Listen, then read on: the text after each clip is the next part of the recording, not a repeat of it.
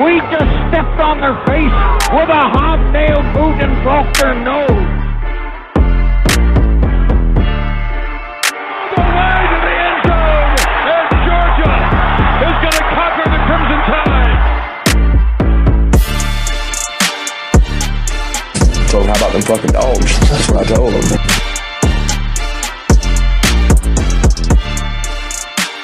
Hope it doesn't take that long again. Go Dogs.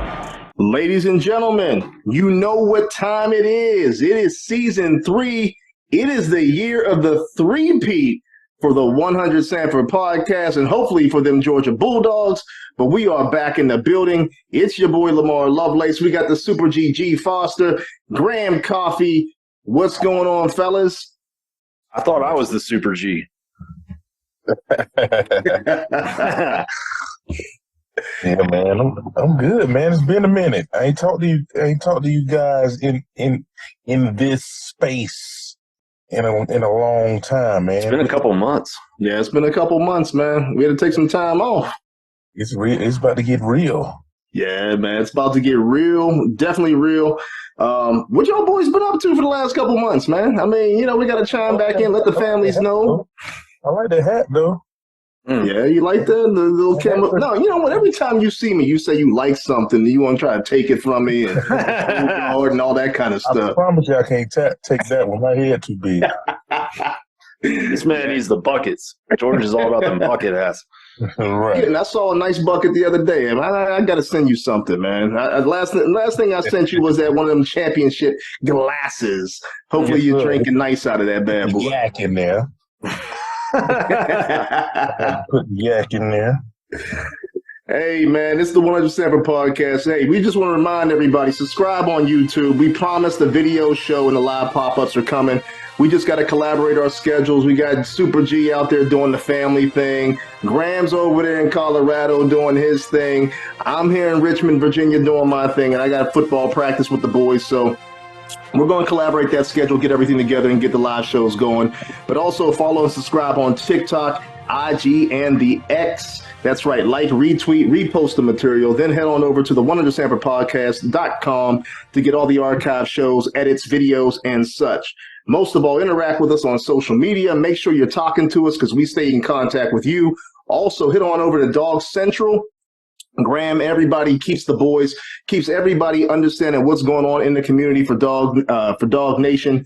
And also, last but not least, shout out to each and every one of y'all out there, including our guy, Mitch, the GOAT of all edits. So when anything comes out that's hot from the 100 Sanford podcast, it is Mitch Pike who's putting down those edits. But, fellas, the summer's gone. Summer practice is gone. We're a couple of days away from actual live ball. What are y'all thinking? But Graham, I know you got some news for us, man, before we even start talking about that. Tell us what's going on right now with the Dogs. Oh, yeah, man. Well, the word that I've been hearing for a couple of weeks now is that Kirby has put Georgia through the toughest fall camp that anyone has seen since he got to Athens. And with that comes a lot of pads popping. And so it seems like Georgia's starting to hit that part in fall camp where they get a lot of injuries. And the running back room has been hit hardest here lately. Kendall Milton, he tweaked his hamstring at the start of camp, still kind of waiting for him to come back to full speed. And then Kirby announced this morning or maybe early this afternoon that Branson Robinson is out for the season due to a ruptured patellar tendon, which is a terrible, painful injury. Definitely, wishing him the best and thinking about him. That's a tough injury. And we over on Dog Central reported this afternoon that Dajon Edwards is dealing with a MCL sprain in his knee right now and not practicing at full speed right now. He was at practice today over on the side with the injured players. The people that I talked to are hopeful that he'll be back for week 1, but the running back rotation at practice today was number 1, Andrew Paul, number 2, Cash Jones, and number 3, Roderick Robinson. So lots of young guys, lots of inexperienced guys that are going to have to step up at that position and do it quickly. It's rough, man. It's a lot. Yeah, it's a lot. What's the deal with Milton? What's he? Yeah, I mean, like, I don't know the like doctor diagnosis specifics. I know he's dealing with a hamstring and that it happened on the first day of fall camp. But at the time I was told 2 to 3 weeks, and that was about 3 weeks ago. So I think they're hoping he'll be back soon, but I mean, you know how it is. If you're not practicing, then you're not going to play. And like, we haven't seen him start practicing yet. He's still off to the side at practice with the injured players and hasn't scrimmaged yet this fall. So definitely hoping that, maybe he can get back late this week and that'll give him a full week of ramp up before that opening game. But it's, I think, kind of very up in the air right now as to what the story is with his health. I mean, guys playing, but if I'm being real, man, I don't really care about UT Martin. No, of course not. Those guys need that week off. I don't, it is what it is, man. I want them ready for the real deal. And I know nothing gets you ready for football like live bullets, but if the ultimate goal is to win another championship, we're going to need those guys later on in the season. And right. I think what we have, as long as they stay healthy as well, the guys that are left, with what they got blocking up front for them, they'll be fine. I think they can get some yards. That's the big thing. And I think the unit that there's been the most positivity about has been the offensive line. Like, people that have watched Georgia camp for years and years feel like this offensive line is the best one that Kirby's ever had. And so, you're right. Like, these young guys, they're going to have some nice holes to roll through and all that. But like you said, you go on the road to Auburn, I think week 5. Yeah, week 5. You get South Carolina at home, 3rd week of the season. You want your veterans who have been through some of those SEC wars, been on the road in tough environments before, to be ready to tote the rock when those games come around. George, I got something to ask you, man, before we even get – because I had a question that's going to spin off of what you were talking about. Like, it doesn't even really matter. But a lot of questions have been asked about Kendall Milton and his health, how banged up he's been throughout his career. And I wish him the best. I mean, I love the kid, quite honestly. I love the family. But what can a guy do, a young guy do, or the Georgia staff to help with some of these soft tissue injuries that guys are having? And there's also been like a lot of foot and ankle injuries. Is there anything that they can do from your perspective and your experience, being a former dog yourself, but what are the training rooms? What can they do?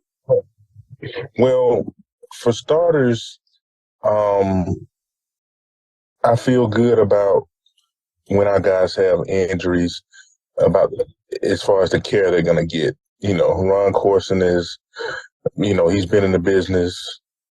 Shoot, I'm going to call it. It's definitely over 30 years. Probably could be longer. He's one of the best around. He's like the head of all the trainers in the country, I believe. He knows how to get guys back on the field, back on the field at the right time. A lot of these injuries that guys get, you get soft tissue. It's just genetics. A lot of guys, I feel like are genetically predisposed to certain injuries just because of their physical makeup. He's a muscular guy, a lot of muscle, typically a lot of times when guys are that muscular, they tend to have, soft tissue injuries, so I think the training room, the training staff will put together a regimen to get him back and also figure out ways, whether it's, physically building up certain things or equipment wise or things they can wear to make sure that stuff doesn't happen again. You know what I mean? Sometimes you get it, and figure it out. Sometimes you don't. I always go back to when, Steph Curry had paper mache ankles for like his first 2-3 years, whatever. And then somehow they fixed it. And whether it was shoes, his braces, whatever it is, and you haven't heard anything about his ankle since. He used to miss a ton of time. Right. And then all of a sudden it got fixed. I don't know if it was, like I said, I don't know if it's surgery or had to do with equipment or shoes, but they figured it out over there in Golden State. So hopefully they can figure it out with Kendall. He turned it on last year. It's kind of like he got into his groove, started picking up those feet, breaking those tackles he's supposed to break. No shoestring. You couldn't get him by the shoestrings anymore. He started to look good. So, I hope he can get back soon and just pick up where he left off. Thanks. Yeah, I mean, I guess one thing I would ask about with him is, he has a more physical running style than most, especially in the modern game. And is that something, those repeated collisions and meeting linebackers over and over, because we know how Georgia practices. We know they practice hard. And I'm not saying that's what happened this time around with this particular hamstring injury, but do you think those bigger backs that, kind of pound the middle and just take more blows are more susceptible to some of that soft tissue type stuff? It could be, but then again, things like hamstrings, they're funny, man. You just have to, and I know they have a good system up there with nutrition and all that stuff, but you could be dehydrated. If you're dehydrated, it's easy to pull a hamstring. It could have been one of those days. Might not have been hydrated just enough, or could have been strained. It could have been. It's just a freak deal. You know what I mean? So, hopefully that's the case. And but like I said, some guys are just predisposed to it. Like I said, he could have been straining for extra yards. I don't know how it happened. Yeah, I don't either. I just hope he gets back, and but not too soon as to where he hurts it again. Well, and I mean, the other thing to remember that I don't think we've mentioned yet in the conversation is, he had a hamstring injury that ended his spring practice a little early. And like you just said, like, hamstrings are tricky and they nag forever and they're hard as hell to heal, especially if you are trying to stay in shape and condition and ramp up for a full football season. So, yeah, I mean, unfortunately, it feels like it's one of those things that if you injure it once, you become much more susceptible to injure it again. Well, here's a question. I think they're probably putting all that into account with his rehab and try to figure out some things. Like I said, I trust that staff, that training staff, and so we'll see what happens. Well, yeah, I mean, one thing we know about that staff is just that they're not ever going to push somebody to come back before they're ready. I think, I always want to stress that when talking about injuries, because I don't know, people get certain ideas about what big time football looks like and stuff, but Ron Corson and his whole team are the best in the business as far as college football goes. Like, they're not going to push him to do something that's going to make it worse. And honestly, you get into a position where you have a team like Georgia, roster-wise, they don't ever have to push guys. They don't have to make dicey decisions about who they need back and stuff, because they got people, which is a good thing. Well, that leads me to a question, fellas, because they are number one in the country. I mean, by all accounts, they're number one in the country. They're loaded as usual underneath Kirby Smart. But I thought about this as I was driving around the other day. I said, you know what? The biggest question in the offseason was who was going to play quarterback. We got our answer. It's Carson Beck. He puts a stranglehold on that position. But outside the quarterback position, which was manned by Stetson Bennett 2 years in a row, doing his thing. Obviously, he's in the NFL right now, doing his thing in the NFL, getting ready to possibly have a pretty big year behind Matthew Stafford. But what is the most beneficial position outside of the quarterback position that could actually cause this team to hiccup? What would be your thoughts on that? What's needed the most?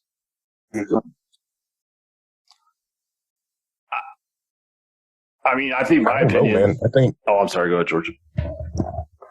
Yeah, I don't know. You can go. I think my opinion is we've been off too long. We got to get back in the flow, fellas. I keep stepping on you guys. My bad. I feel like the room that I look at is the interior or the defensive line. You know, like what you're not replacing Jalen Carter, but the question is, can you come close to replacing him in the aggregate? And functionally for Georgia's defense, what it means to replace Jalen Carter is that they are able to continue to stop the run with a light box. Because you look down Georgia's regular season schedule, and I see 12-0, and I see right now, knowing what we know today, the only real threat feels like a road game up in Knoxville against a Tennessee team that, you know, Georgia's frankly dominated on defense the last couple of years, but is capable of putting up points in a hurry, and they're capable of kind of, you know, catching you with your pants around your ankles sometimes and getting a cheap touchdown when you're not expecting it. So I think if you look at what Georgia needs to do to win that game, then they are going to want to keep 5 and 6 players committed to defending the pass and committed to the secondary. And they don't want to have to bring guys up into the box towards the line of scrimmage to defend the run. And they were able to do that last year because they had a bunch of defensive linemen who could two-gap. And, you know, they could play the rush lane off their right shoulder and their left shoulder at the same time. And then those linebackers would come in and clean it up. And I think that is something we know Nazir Stackhouse can do because he did it last year. Mm-hmm. He did it for almost 500 snaps, if I'm not mistaken. But I'm still curious who is going to be the guy that lines up next to him. And you know, can some of these younger guys like Kristen Miller, Jonathan Jefferson, Jordan Hall, guys that have, you know, been heralded recruits, been in the program for a little while now. Hall's a true freshman, but the other guys have been around for at least a season. Can they step up and make sure that Georgia's defensive line not only continues to do that, but they continue to rotate 6-8 guys every game, maybe 10 guys every game, so that those guys stay fresh late into the season? I think that's what Kirby and them going to do. I think some young guys are going to get some burn, kind of like they did last year, and they're going to roll with it. You know, I think they know the type of kid that they want, and it seems like they've been bringing in the type of kid that has just enough maturity to play early, as you saw with Starks and as you saw with why is my brain is killing me with 13. Michael Williams.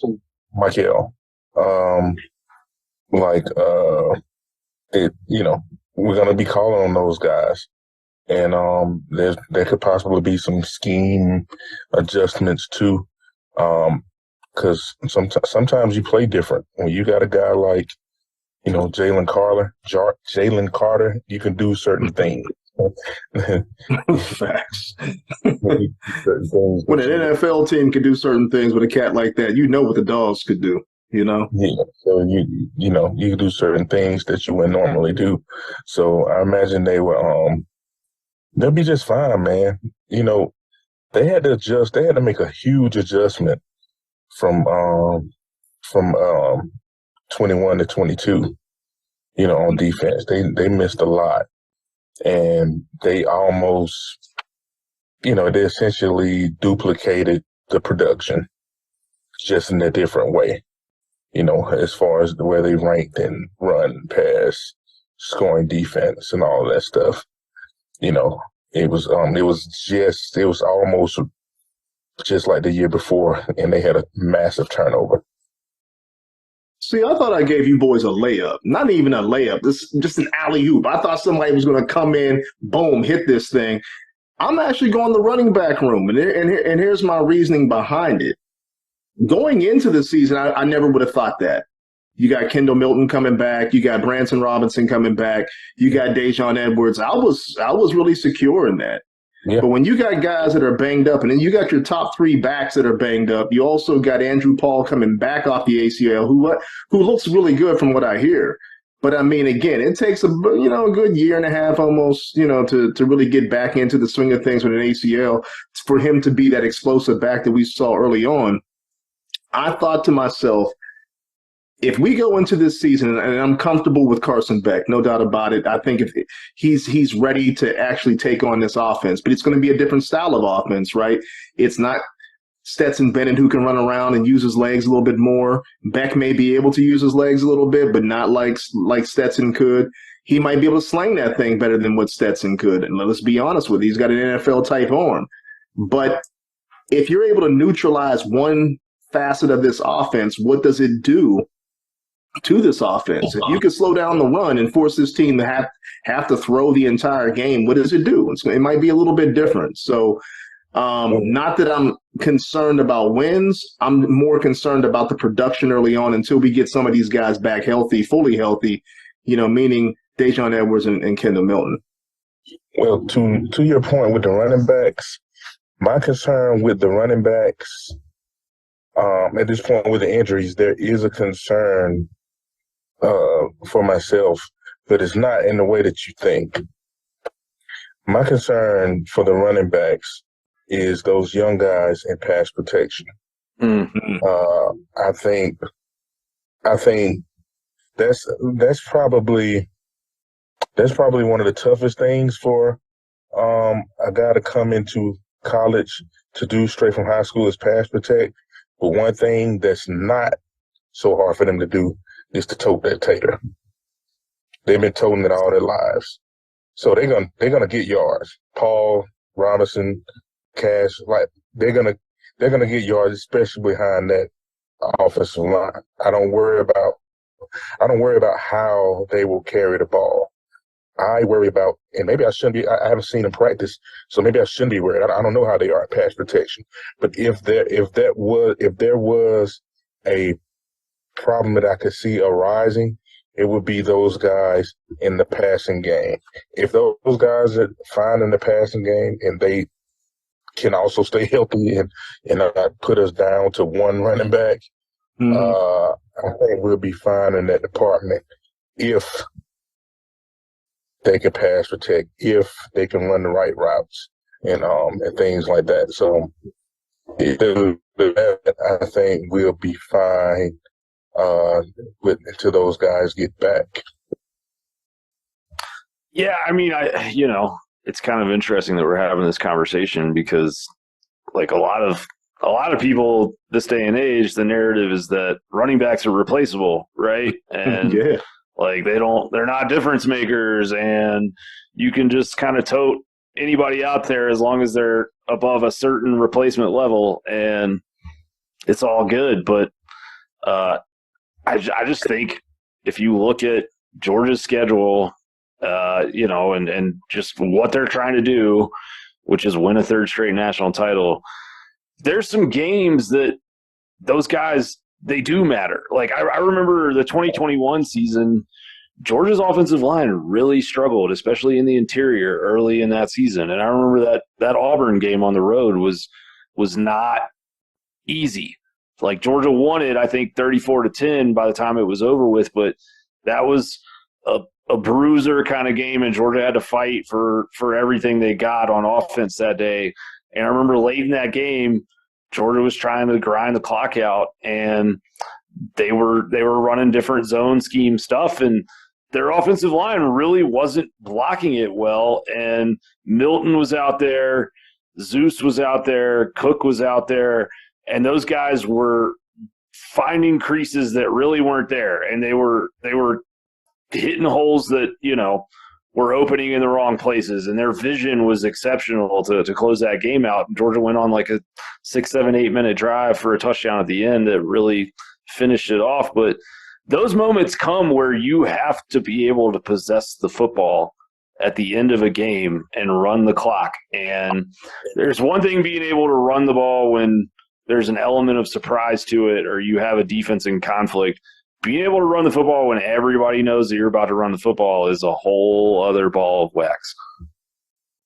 And that's why I say running backs are worth it. You ain't got to pay them $20 million. You ain't got to pay them $10 million. But when the going rate for other positions, we talking NFL football, is up there. You can't. I think a good running back is worth more than $1.2 million or whatever. And when you got punters making double that, and triple that, you know what I mean? Crazy. So yeah, you'll never be able to sell me that running backs don't matter. I've watched too much football. I played too much football. Yeah, and that's why I think it comes back to my original statement, which is, in my opinion, that's the position room that can't have a hiccup this year, because there are going to be some games where they not necessarily have to grind it out, but you have to run the football. And let's just be honest, fellas. I mean, it's not like Kirby goes out and he airs it out and continues to air it out the entire game. He likes to grind that ball a little bit towards the end, beat up on teams. And if you don't have that ability and you're throwing the football around, you're risking yourselves for turnovers, for injuries, useless injuries that you don't need, useless hits on your quarterback. You know what? We might even see a Brock Vandagriff come in and run some RPO just because he's able to run the football and he's a little bit more sturdy than Carson Beck. But hopefully, again, these guys get back healthy. They get back ready to play. And like George said, the first couple of games, you're not necessarily worried so much about a UT Martin. You're not necessarily worried so much about a Ball State. But you do get into South Carolina, some SEC conference games.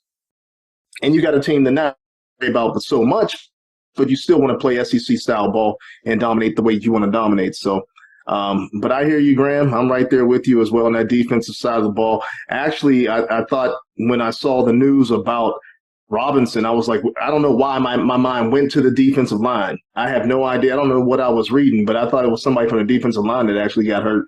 But, we'll see what happens. What other news we got before we got a special guest coming on today for the show? Do you have anything else, Graham, to actually talk about? Because he's getting ready to come into the building. No, I mean, the only other real significant thing that I feel like that's happened has been Carson Beck is your new starting quarterback, but no surprise there, right? No surprise. There was no surprise about Carson Beck at all. What's up, guys? How's it going? Y'all got me here? Yeah. Hey, we got to give you the proper introduction, Rusty. I mean, what's going on, man? You just can't pop into the show like that. I mean, usually George does stuff like that, but All right. Sorry, there's no protocol, man. Hey, folks, if you did not hear the voice, if you did not recognize the voice, it is Rusty Mansell, co-owner and publisher of DawgsHQ. He's covered the Dogs for over 13 years as a recruiting insider, intel insider. We are happy to have you to join us today. Rusty, what is going on? Man, surprised y'all got George on here with the Braves going now. Y'all must be got some pull right now. Y'all got a big man in a tight game. Y'all got him on here talking Bulldogs. Y'all must have some pull. You never know what's on in the background. No doubt. Well, you see he's in the dark, right? So, he might be in a dark room watching the Braves. He tells us all the time it's about his daughters, but I don't know about that, Rusty. Yeah, I hear you, We man. need to just let the Braves do their thing because they win more than not lately. So I know I could pop in later. It's just people score, and they're probably going to be winning. I said it on the radio this week on 92.9. I mean, it could be a hell of a fall, man, if the Braves do what we think they can do, and then you got Georgia doing what they do, and even the Falcons have got some buzz around them. So it could be a one of those rare sports falls in the state of Georgia. We could have some good buzz, which would be good for everybody. Yes, indeed. It's becoming one of those, people want to say Atlanta's not a sports city, and I count Georgia in that too. But as of late, man, it's in the last 5 years or so, you got Georgia with 3 national championship appearances, 2 winning 2. You got the Braves. Yep. You had the Hawks go to the Eastern Did they go to the Eastern Conference final? A couple years ago they did. It was a while ago. Against Philly. Milwaukee. You know, it's been pretty good for the state of Georgia.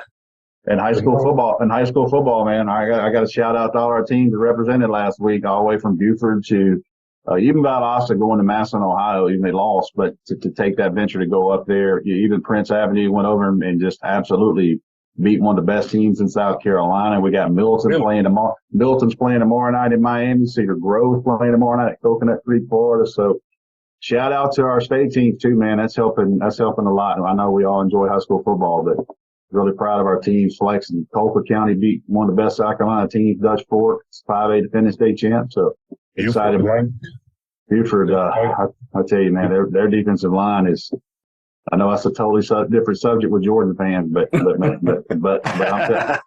telling you, that defensive line they got. I went to practice about 2 weeks ago, and I'm telling you right now, they didn't get a playoff in 30 snaps. I mean, they literally had to tell the D line to stop, just back off a little bit. And I was standing there with Dylan Raoul. I said, "Hey, man," he goes, "You never seen anything like that." You know what I mean? Like, not coming from where he come from. Yeah, I mean, you can't get a snap off, man. I'm glad he could come to this side of the country and see what it's like, you know, because you don't want to come, you know, no slight to Arizona. Sure. But we got to keep it real here. You don't want to go from that to, you know, SEC football and that be your first taste of, you know, rough and tough football. So I went out to Seattle to see Jacob Eason, and obviously, you know, with the deal with him, he was highly heralded and great kid, great family. And I went out there. His dad's like, "Look, if you want this story, he's staying with George. You got to come out here.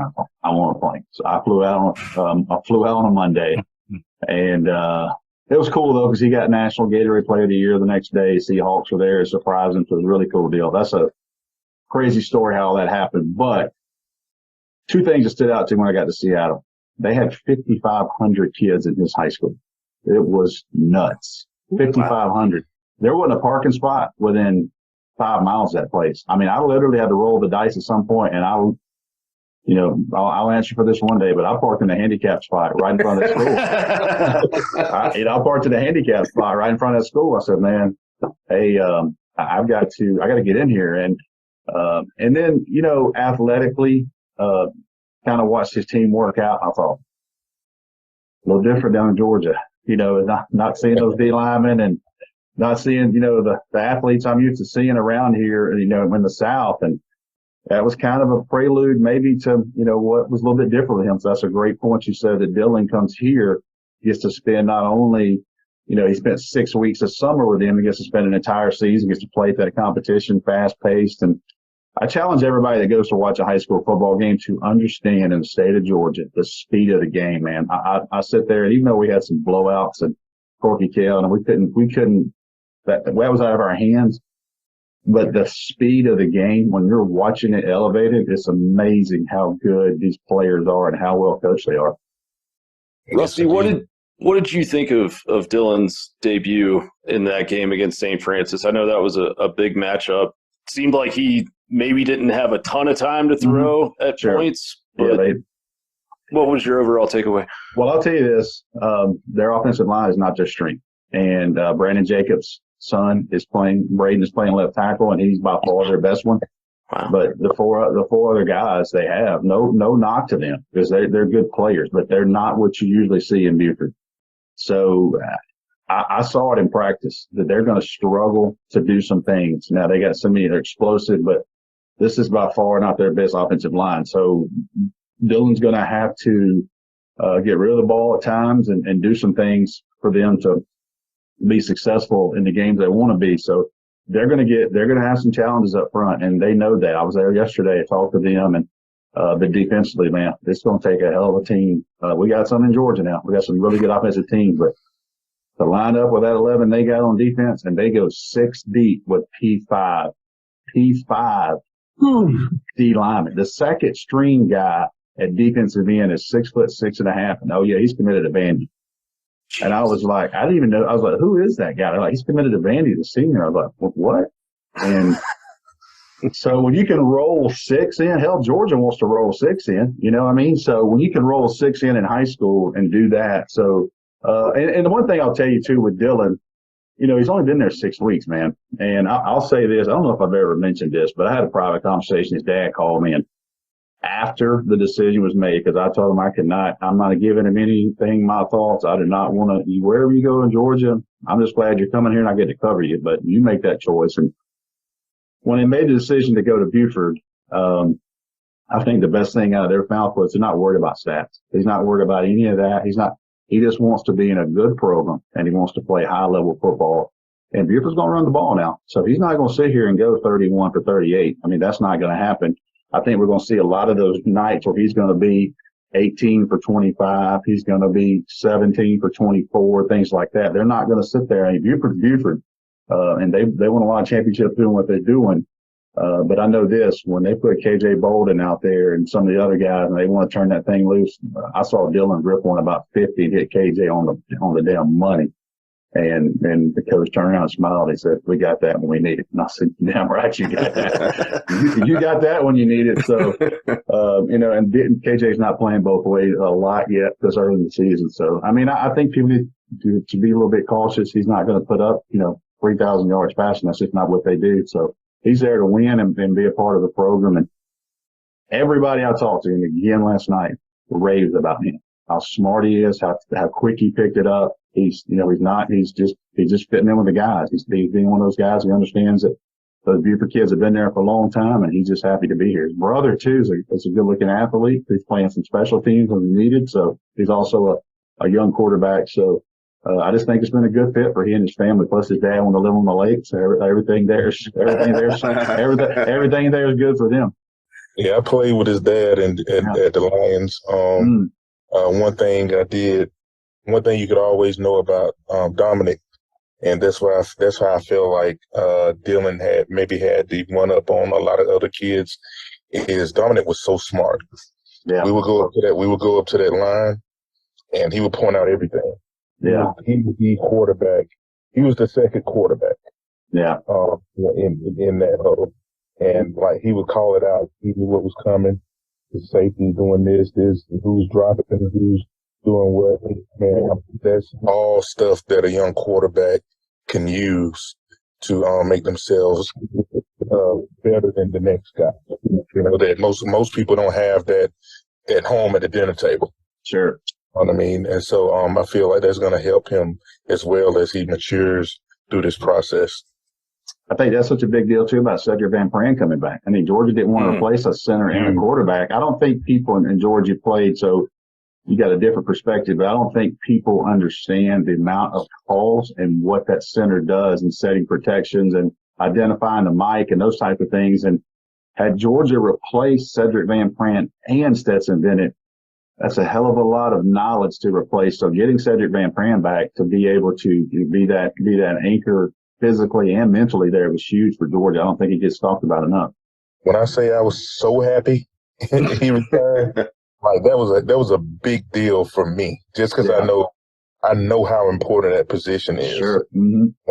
And you're going to have a new quarterback. Centers help quarterbacks a lot, especially veteran centers.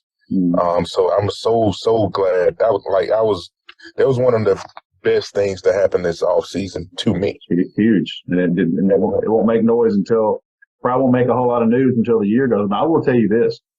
No question Georgia had to have Cedric Van Pran because of who he is and how much experience he has. But I'm going to tell you what, a lot of people I talk to, they are excited about Jared Wilson, the next one. They say he is very, very athletic. And, when Cedric leaves, he'll hand the torch over to Jared to be center. And, I think people are going to be impressed there as well. Before we move on to actually Georgia, elephant in the room, Buford. Dylan transfers into Buford. We get a Buford kid. What is going on with the recruiting right now with Georgia where we are not pulling the Buford kid, even though we have Perlow actually, committed so far in the next class? But what is going on up there at Buford? Couple of things there. I don't think that Georgia, and when I say this, I don't think Georgia has put out a ton of committable offers to as many people as you think there. I mean, Buford puts out a ton of kids every year. But Georgia, if you think about it, I don't consider Justice Haynes a Buford kid because he was only there 6 months. And then he came from Blessed Trinity. So I don't count him. I wouldn't count Dylan Raiola as well. I mean, just if we're going that's the same thing. So I think the last player that Georgia signed from Buford, if I'm correct, was 2012 Josh Cardiello, and he was there for a few years and he transferred.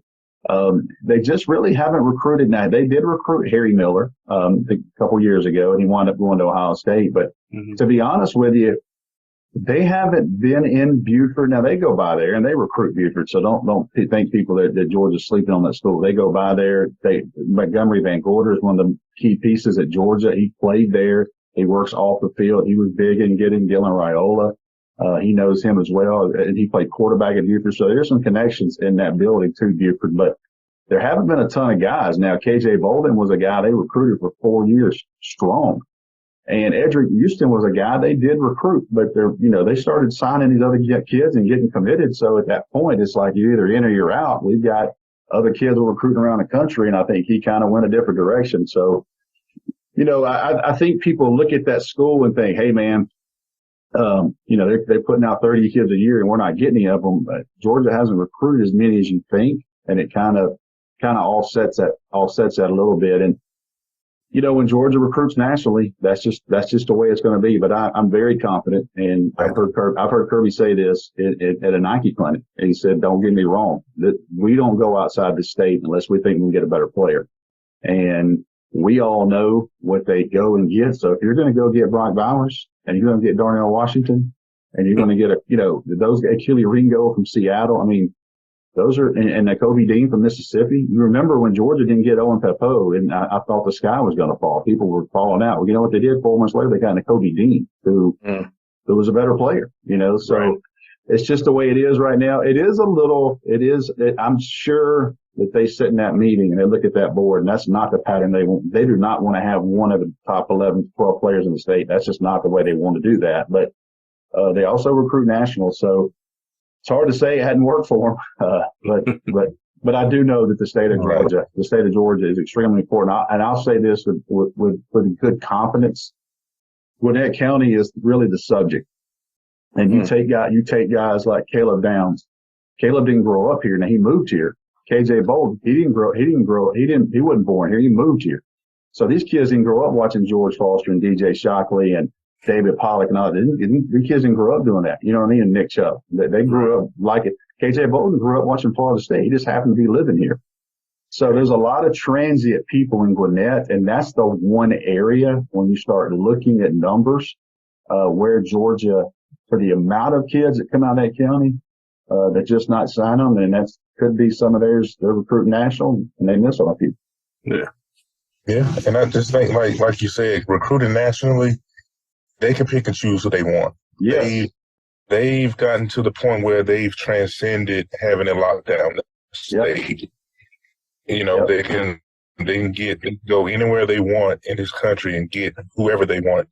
And then with the coming on of NIL, it just opens up everything else, to them. And so, and I think people, Buford puts out a lot of college kids, but Georgia wants a particular kid, correct, a particular level of kid, yep.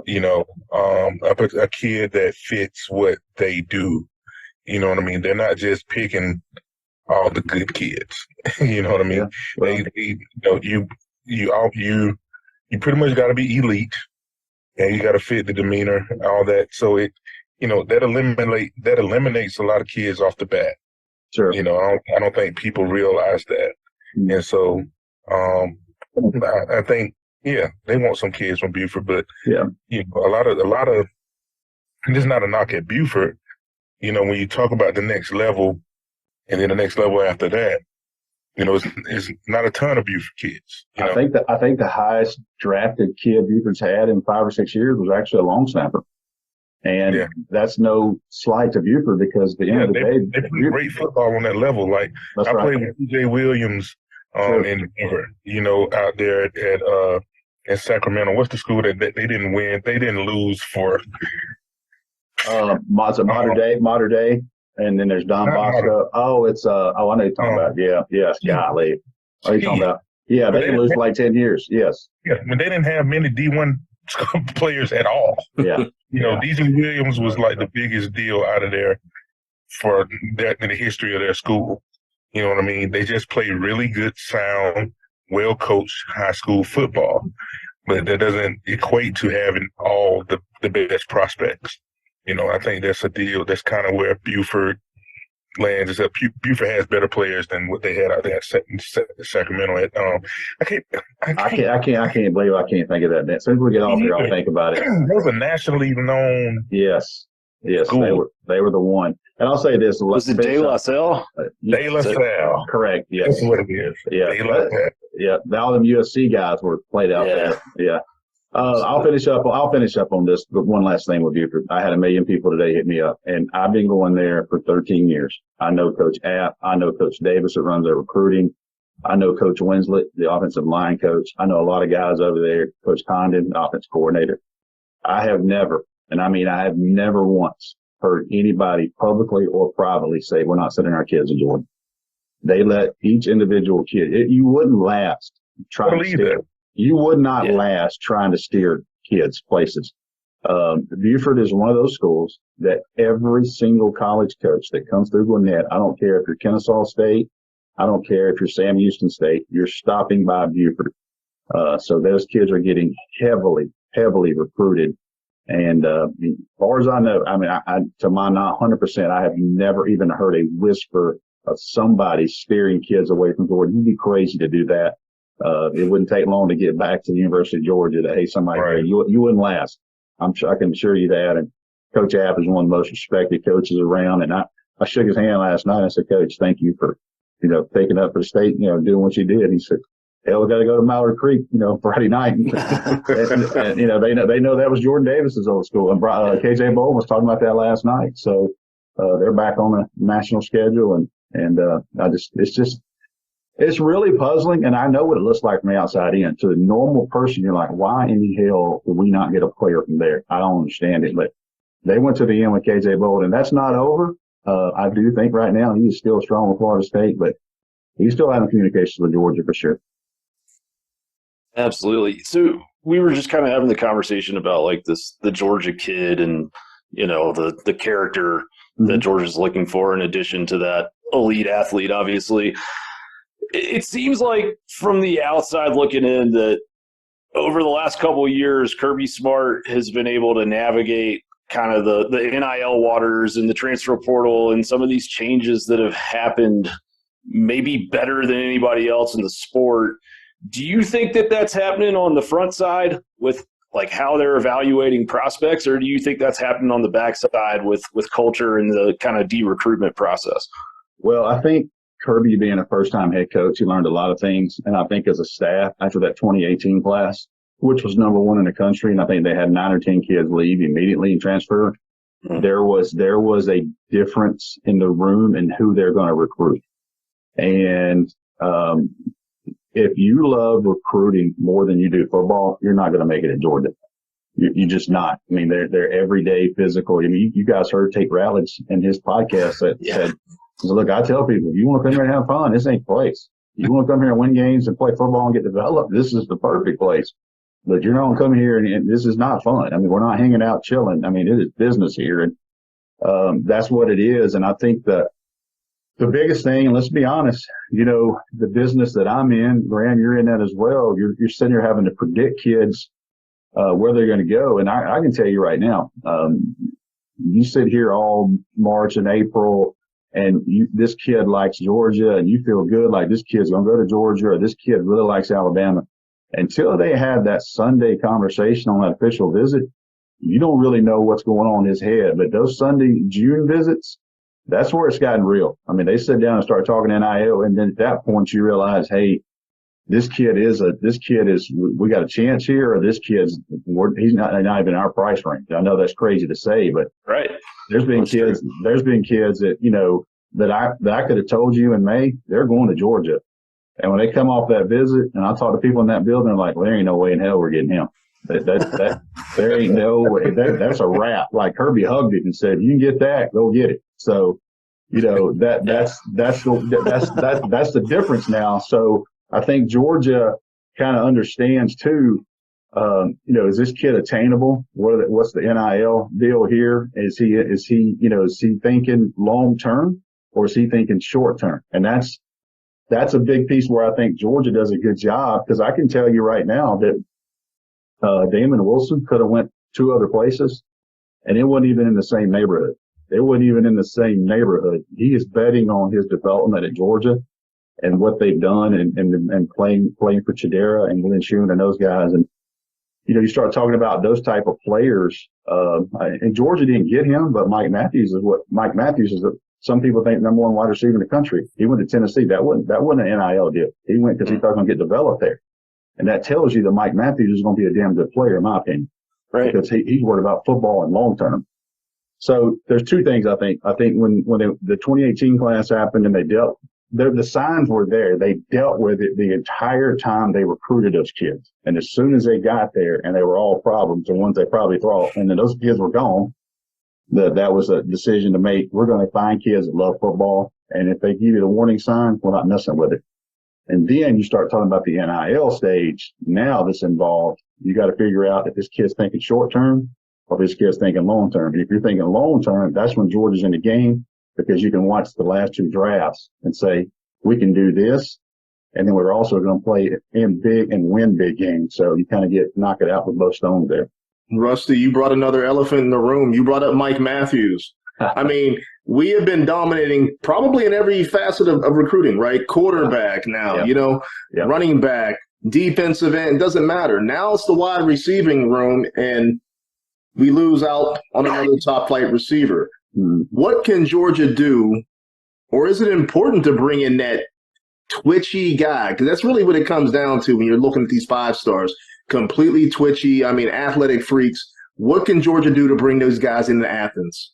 So for about 3 years ago, maybe 4 years ago, Georgia couldn't sign a tight end because they didn't put one in the league. And then when Todd Hartley hit back to back with those guys, and he got some guys into the league that, signing Darnell was big for him, and then Bowers comes in behind it. Now and Trey Scott dealt with the same thing at defensive line until Georgia started. They were getting negative recruiting. They were getting killed. You go to Georgia, you're not going in D-line. They don't even get people drafted. Well, Trey Scott obviously ended that. So Todd Hartley, the same deal. You go to Georgia tight end, you're not going to get developed. All they do is block. They don't throw the ball to tight end. Well, they stopped that, and now all these tight ends are getting, if you play tight end, that's where you want to go now. Basically, it's Georgia. So Georgia is getting absolutely killed at wide receiver. And I know what Georgia's telling them, and I would too. Hey, we got Brock Bowers, so yeah, we're going to throw the ball to our best offensive player. Now, this guy's going to be gone in a year. It don't mean we got good players, but we got a once in a 20-year type player. We're going to give him the damn ball. So I think Georgia's got to show that they're going to throw the ball. They're going to spread it out because they get killed on numbers. They get killed on drafts. I mean, I'm always really curious to ask kids, what's the negative, how people are negative recruiting Georgia. What are they saying? And even when Pickens got drafted in the 3rd round, they're like, see, this guy's all pro. He still couldn't go to the 3rd round out of Georgia, so everybody takes their different angles, and Georgia, right now they've got to prove they're going to throw the ball to these wide receivers, and they've done a great job evaluation. Dylan Bell, a 3-star. I'm telling you, he's a damn player. We could talk all night about Ladd McConkey and that deal, and so they've done a good job of in-camp evaluations. I think if Arian Smith stays healthy, if Pickens doesn't get hurt, he's probably going to be that 1,000-yard guy.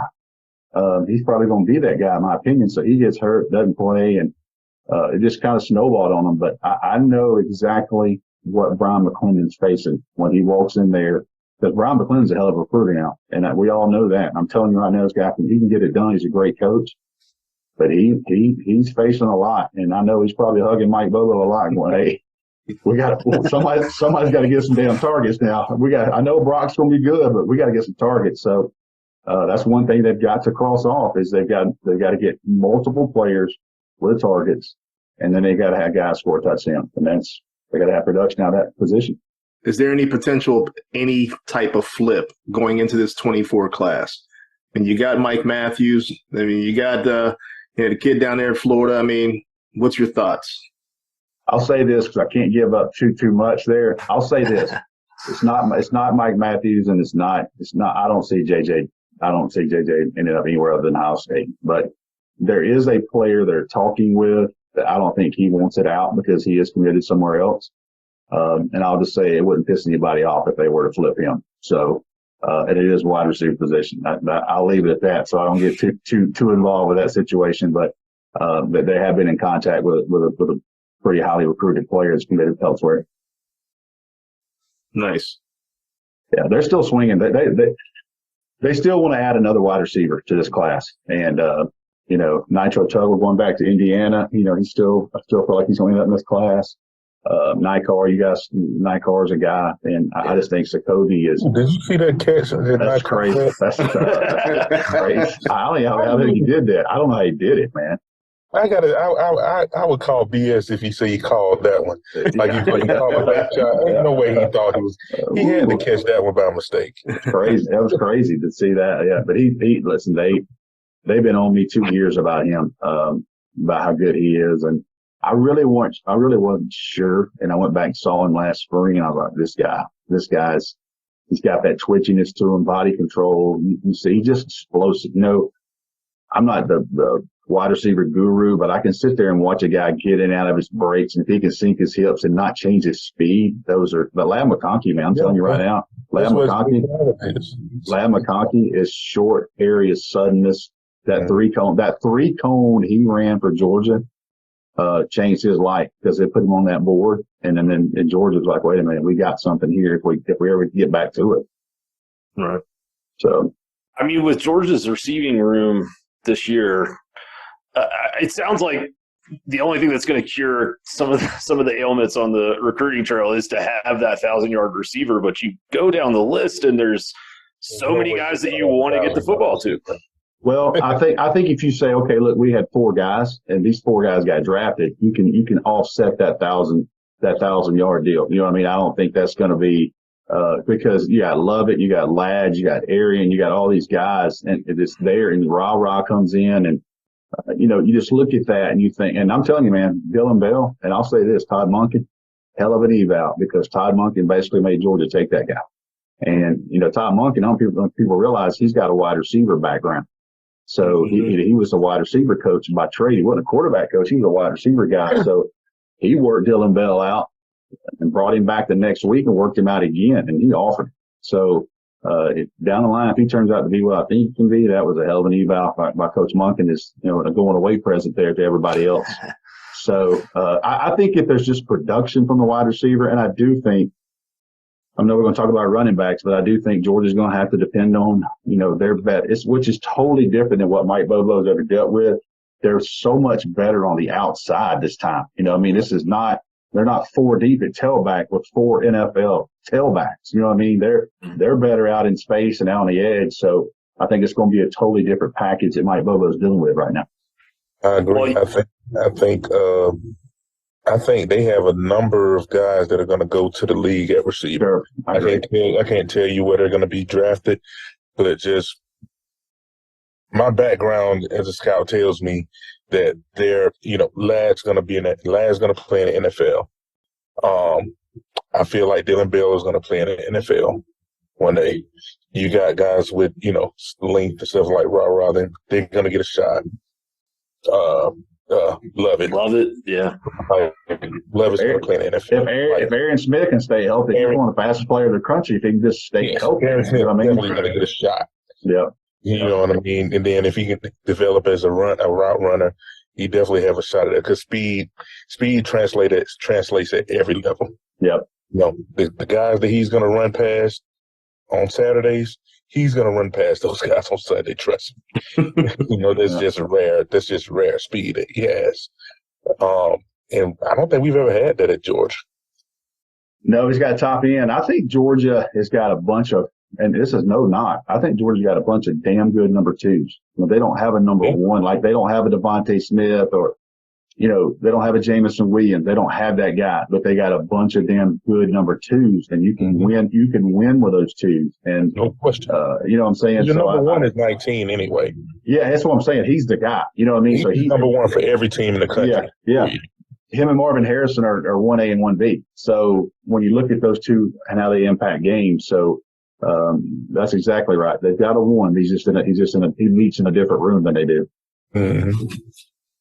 Well, Rusty, what else is left in the 24 class? I mean, we're talking about the receivers. We're talking about what Georgia could possibly bring in. I mean, it's obviously the number one class in the nation right now.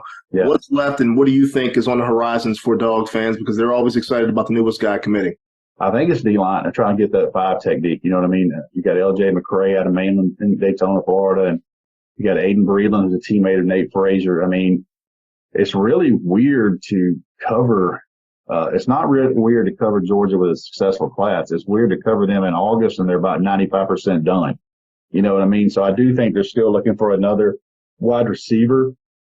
Safety is going to be the question. You know what I mean? So I've been real high on Cam Michael, but it sounds like he is set on playing wide receiver. And I don't know that Georgia kind of seats him there, in their offense. I think they think he's a safety, and Florida's on him, Tennessee's on him, Kentucky's on him at wide receiver. And, just talking to people in the last 2 weeks, he has made it known he wants to play wide receiver. So that takes you look at that safety board and you wonder, after missing on KJ Bolden and you have a decommit and, some of those things with Peyton down in California, you kind of like, where are they going to go with this? And I'll say this, it's not life or death, because there's 2 positions in the portal that so far have been deep, and that's wide receiver and safety.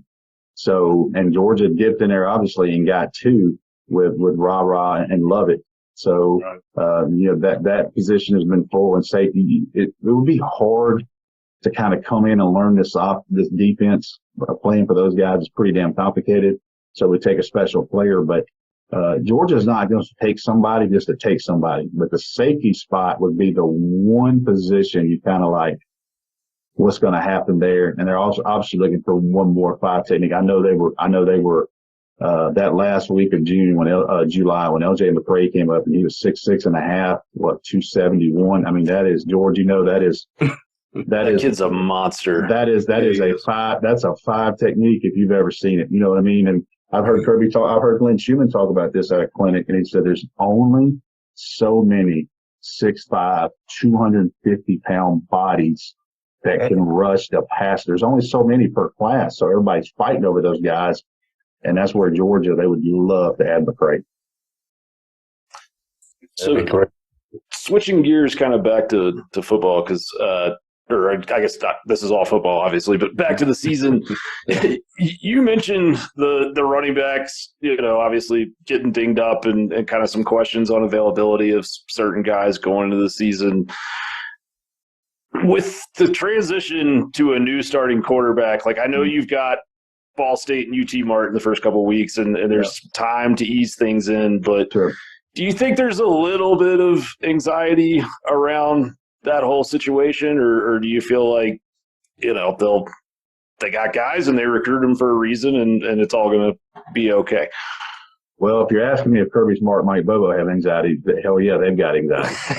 Yeah, that's what I'm asking you, basically. Yeah, those 2 probably have anxiety. But if you're asking me, I just, Branson Robinson he can be a different dude, man. I was a big Branson Robinson guy, and I remember last year in that TCU game out there when he came in. I mean, dude, it was just fresh legs, and I don't get into the compare thing. I really don't like to do that. Man, it was hard not to look at him and say, damn, that's Nick Chubb. I mean, this guy is a damn bowling ball, and and he's got some twitch to him. He's not stiff and as stiff as some people thought he was coming out of high school, and that hurt. I mean, that hurt today. Not going to sugarcoat that anything, but what got kind of lost in all the conversation today, I think, was how good Georgia's offensive line is.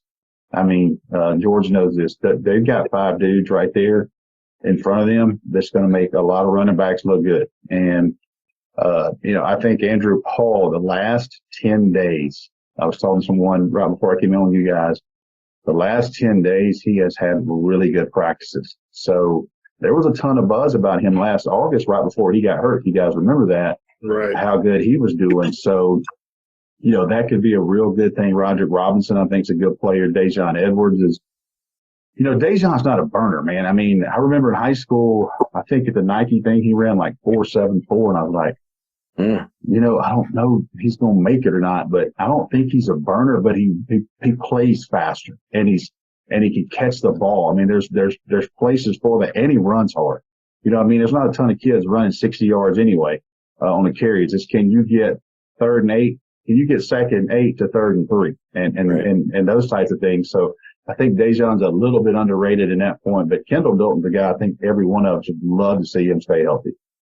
He's shown so many flashes, and can he stay healthy with those types of things? But Georgia's offensive line, I don't think people realize they see them in person, what type of human beings they are. I love to talk to people that go on a visit to Georgia. They're like, got a freshman kid and they think he's got a chance, and they'll call me after and they go, holy hell. Like, we're going to try to go on a visit to Kennesaw State next week. You know what I mean? Like, you're like, where do those human beings come from? And, you look at Truss at 6'7.5", Tate at 6'7", and Mims at 6'7 3/4, I think, what he combine measured in June. And, poor little old Cedric there at right at the shade under 6'4". He's the baby, he's just a little baby at center. So they got all those big bodies there. And I'll tell you this, Ernest Green's not the biggest dude. Reminds me a lot of Jamari Salyer, and frame wise a little bit taller than Jamari. But I remember being at the, All-America Bowl in Texas, and Michael Williams was just destroying people. I was like, oh my God, Michael's as good as I thought, even better than I thought. I mean, nobody could block him. We did a combo practice with the West one day, and I knew Georgia was recruiting him at the time. It was really Georgia and Texas at the end for Green, and I said, put Michael on him, blitz him over, and Ernest was playing left tackle. He was the only one that could block him, and I knew right then, I said, this kid's pretty damn good if Georgia gets him. So I've seen him do some things out there too that make you smile. And he had the back injury last year. They really didn't need him last year. But that would be huge if he's who I think he is. Their offensive line is going to make anybody look better at running back, I think. But they're at the point now, you can't have any of those nagging injuries, those 4 or 5 game, whatever we got going on, foot injuries happen there. I know everybody gripes about those shoes, and I've heard that stuff for years. Right. I don't know if it's Nike. I don't know if it's those shoes or not, but you don't need any of those type of injuries, man, to really make this room real thin. But I think right now they're okay. But certainly Branson Robinson, don't sugarcoat that one. He's a hell of a football player. You know what, Rusty, before we let you get out of here, I just got one more question for you. Sure. Who's the sleeper on this team for this year? I mean, a guy that you think is just going to flash and pop. I mean, we have one every year, it seems like, under Kirby Smart. But who's that freshman or who's that sophomore that's going to come in and give some extreme flashes for this team as they go for a three-peat? So I go down and see him 2 years ago during June, and I'm talking to his coach after practice. And oh, by the way, it's June and it's hot as you know what. Not hot as it is right now, but I'm not acclimated at this point. You know what I mean? I'm still AC Rusty at this point. And I go down and see him, and the coach tells me a story about spring track meet. And he said, this particular player is he's got 35, 40 offers. We have a spring track meet. This kid runs track. And he said 2 hours later, I left something to school, and I was going to come back up and lock everything up. I went to eat dinner with my family. And he said, I came back to the track, and this kid by himself had a garbage bag picking up cups in the bleachers. And nobody asked him to do that. Not one person. He was doing it on his own because he took pride in his school. And I'll tell you right now, Georgia fans better know about C.J. Allen, because this young man from Lamar County, I know he walked into a loaded room at inside linebacker. I had someone at the scrimmage tell me Saturday that Glenn Schumann stayed with him afterwards, and he was working on him with signals. And I'm going to tell you this, I don't know how much he's going to play, but when you start working on kids with signals from the sidelines, you're getting him ready. And he played a lot of reps Saturday, right there beside Javon Dumas-Johnson with Smile out and Sorey playing right now, probably going to be that guy. It tells me they may be getting C.J. Allen to play a lot quicker than people think. Nice. What's the deal with Smile? I completely missed. He's got the other day. I think he's got a foot. Okay.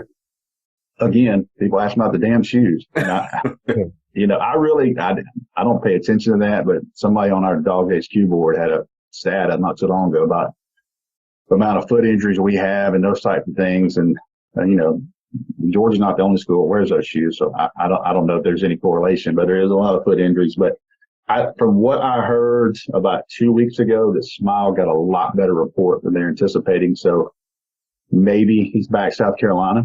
I know he was doing some light running today, according to Jake Rowe down there. So, you see him in some of the videos they put out and some of the pictures they put out. He does not have on a boot, at this time. So what's unfortunate was, he got hurt right there at the end of spring practice. And then he kind of banged it up again in June. So I think they've been real cautious with him, knowing what Graham said here. Start talking about the schedule. You prepare for a 15-game season. And, Smile, he's such a valuable person in that package because not only can he cover and he's physical, but man, when Nolan Smith went down and they decided to start bringing Smile Monday, I mean, it showed you a different package of him and different play. And, he impacted the Ohio State game as much as anybody, coming off the edge and bringing him those A blitzes. Yeah, it's pretty wild to hear you say that about CJ Allen. You go down the list of names in that linebacker room with Mondon, Dumas Johnson, Jalen Walker, who's built like a 10-year NFL All-Pro.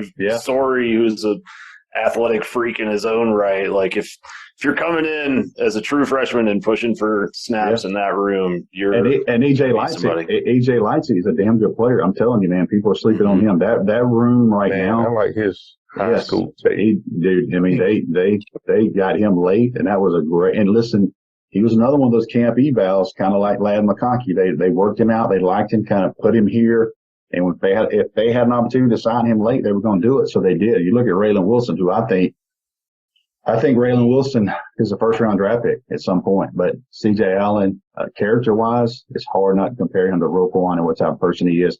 He's from that area. He's 20 minutes from, where Roquan is, and played both sides of the ball, played tailback in high school just like Roquan did. And I'm just telling you, man, this kid, C.J. Allen, he's having a damn good fall. And then for what I was told Saturday, they're working with him and sideline stuff. That tells me they're getting him prepared to play. Well, Rusty, thank you for joining us. I mean, we really appreciate your time. We know you're busy. We know you got other appearances and things like that to do. But you know what? Tell everybody where they can find you, your material, anything that you want to plug. Can I ask Rusty one more thing? Yeah, you got it. I'm invested in this kid because I knew him before he was born. Mm-hmm. And Graham, somebody sent, Graham, he tagged me on a tweet the other day about David Jacobs Jr. I talked to his dad. His dad's playing it the right way. He's not gonna boost him up and all that stuff. Cause his dad, he played the game, so he did tell me he made a lot of plays, but he's not gonna boost and brag the kid just yet. So I want to get an outsider's opinion on it because I didn't see anything. I haven't seen the game or the play. So he played really good against Oconee County in the scrimmage, and then of course I knew about him last year, but obviously his dad is doing what probably should. He's keeping him kind of close to the vest on this deal. But you look at him and he's different immediately. And I didn't know if he's going to end up at Blessed Trinity or not. That was kind of the first big deal was where was he going to go to high school at? Because I know a couple of places that were trying to get him as well. And, when he enrolled or stayed at Blessed Trinity, that was a big get for them. And I heard he played great against Calhoun last week. I talked to some people in Calhoun. They're like, man, they got this freshman. I said, I know exactly who he is. So, they play Elka this week, and I have not been able to get the tape from Calhoun, but I can get this tape this weweek. That's funny you ask because he's one of about 3 players I've got written down over there. Like I want to see him, but kudos to his dad. His dad kind of understands the scope of it. He's going to be a name on the scene pretty quickly, and that's just the way it is now. I mean, he's at a premium position. Man, if you could see that kid at like 11 and 12, he's wired different. Yeah. He's running and smacking people like, and then all of a sudden he sprouted up to 6'4", and I'm like wasn't like we, like I see him from time to time. Yeah. When we get together, but then there was this stretch where I didn't see him, but then his dad invited me to the Braves game. I get there, and I'm like, this kid is looking eye to eye. Oh yeah. He's looking me dead eye to eye. Oh yeah. I remember he was born. Oh yeah. Did you play with Ian? Did you play with Ian Knight at all? Yeah. Did you see Ian's kid? That's why I brought it up. He's got to move from quarterback though. He's not going to play quarterback, but I didn't want to tell. I didn't want to tell him that. It's not my place to tell a 6 foot, a 6'2", 11-year-old. Yeah. I don't. You got to see him, Graham. I haven't seen him. You got to go to. I'll see you Ian's Instagram. Yeah. So he plays. I think he's the same age as Kirby's son. I think they play baseball together. I mean, it's literally like Andre the Giant standing beside Stetson Bennett. It's crazy. Do you remember the clip of Andy Reid doing the punt pass? Yeah. That's how Ian's kid. No exaggeration. That's how he looks. He's probably legit 6'1" at 11. Yeah, he is. He's got to put his hand in the dirt soon. Yeah, he's still playing quarterback right now. He looks like old boy playing Kentucky, Jerry Lorenzen right now. Oh yeah, he's gonna be a. He's a big kid, man. But David Jacobson certainly 100% aware of him. And there was a couple of somebody else told me there's another Georgia player's son. You know, there's got Terrence kids can fly. Yeah. You know, they say Isaiah Crowell's son's a really good running back in Columbus. I think he's 10 or 11. So, yeah, you got another one coming up through there. So that's when you know I'm getting old. When right. I'm down there covering Isaiah Crowell in 2011, and the next thing you know, I'm asking about his 10-year-old son. So I've been around a little while. Yeah, you probably got a few years on me, but it's still crazy for me. I'm watching NFL guys that I knew that they were kids. Yeah, definitely. Marvin Harrison. I mean, Christian McCaffrey was about. I used to see him run around at practice. I played with his dad. Tell you what, he don't worry about a power bill. That man can run all his units and never worry about a power bill out there in San Fran with his contract. He's done quite well for himself. Sure has. Well, thank you guys for having me. And again, co-owner there at DawgsHQ and at On3 and anywhere on Twitter or X or whatever the heck we're calling it this week. I still, people ask me kind of what's my role, and I do own a Georgia site, and that's my number one priority. But I just high school football in Georgia means a lot to me personally. I love it, grew up with it, and so I'm not going to give that part away. I'm still going to be branded with that, and still doing the TV high school games. I love doing the TV games on Friday night. That's something I have fun with. That's one of those things you're like, I can't believe I'm about to get paid money to watch a damn high school football game, and that's fun. And just I guess it came out today that I'm doing some work with DJ Shockley for Fox 5. They're now the official Georgia station. So that's another thing that's fun, man. I was shocked last night, and that was Shockley's first ever commitment thing. And I said, Shock, man, you're 0 for 1, dude. You come to Buford and the kid goes to Ohio State. I said, I don't know if you're going to better come back, but I think DJ realized how special of a moment because he saw his family and, everybody was so emotional, and that's the fun part of that, being around stuff like that. So look forward to working with Shock some this fall, and man, it's time to go. It's time to go, and I'm excited about Vandy and damn Hawaii. Right. I can't wait. I didn't tell nobody, but I looked at Hawaii's roster today. That's how sick it is. So I'm excited about that game Saturday night. My good buddy Barton Simmons, I worked with for 9 years, 24/7. He's actually the general manager for Vanderbilt. He went to high school and played high school with Clark Lee, so he had a connection. And when Clark came back, I knew that Barton was probably long gone. They're really, really tight. So pull for Vandy and SEC this weekend against Hawaii. Yes, sir. There it is. Yes, sir. All right, Rusty. Thanks, man. We appreciate you. Come on anytime, man. Yeah, man. Y'all have me. Thanks. Thank you very much. Thank you so much. Thanks for coming on. All right, guys. That's a lot of good information that Rusty brought. I mean, Graham, you do your thing as well, but, having both of you guys on the same show, hitting it from two different angles is some good stuff for this show. No, Rusty's what are your thoughts? Phenomenal, man. Yeah, nobody knows Georgia high school football like Rusty Mansell. So anytime you get a chance to pick his brain, it's an awesome opportunity. And, I think a lot of things that he said, kind of echoed some of the sentiments that we were sort of sharing earlier, like that offensive line dudes, definitely like to hear his perspective on Buford and that whole situation and just kind of Georgia recruiting in general, obviously. But as far as kind of kicking back off a new season, that was some good meat and potatoes information that he shared with us tonight. Yeah, and I know you were like kind of sweating when he was talking about Vandy because I know, Graham, you like to dabble in the bets, so I gotta pick your brain. You know what I mean? Because I need some extra coin. I need to hit him in the DMs. Like what'd you find on the Hawaii roster? Yeah, you know what I mean. We need to know, Rusty. That's the point. I mean, the brother need to come up on some coins and some change or something. I don't know what's going on, but exactly. But yeah, I can't wait until the season starts. But we do have 9 days? Are we down to 10 or 9 for Georgia? We are down to, I think it's 9 days without football. Yeah. It will be okay. I mean, well, next week we got another show coming up. We'll dabble more into the season. We'll break down the season, maybe give our predictions, talk a little bit about UT Martin, which we understand and know it's going to be a beatdown. But, we'll talk more about the upcoming season, the SEC, and all the other things that are going on in college football. But in the meantime, anybody else got anything else before we get up out of here tonight? Not much, man. Just good. Yeah, good to be back on with you guys. Yeah, man. Can't wait to do it again. Hit the ground running.